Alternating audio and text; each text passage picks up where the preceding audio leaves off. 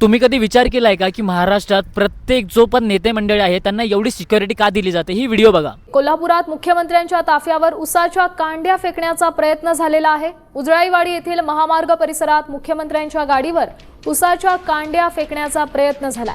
मुख्यमंत्र्याच्या ताफ्यावर जर कोल्हापूरकरांनी उसाच्या काड्या फेकून मारले तर त्याचं काहीतरी कारण असेल, कारण की सगळ्यांना माहिती आहे हे लोकांनी एवढं करप्शन करून ठेवलं आहे की महाराष्ट्रातला प्रत्येक नागरिक त्यांच्यावर नाराज आहे. त्यांनी कुठल्याच सोयीसुविधा आजपर्यंत सामान्य नागरिकांपर्यंत पोहोचवल्या नाही आहेत.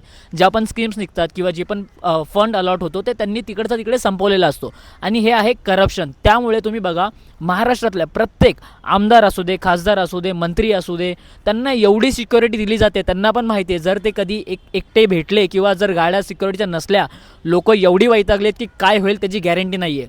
तर मला असं वाटतं हा VIP कल्चर संपला पाहिजे आणि जर आपण निवडून दिलेले हे लोक जर आहेत आपल्या शहरासाठी, जर आपल्या राष्ट्रासाठी जर हे लोक काम करणार आहे तर त्यांना VIP कल्चरची गरज नाही, त्यांना सिक्युरिटीची गरज नाही आहे.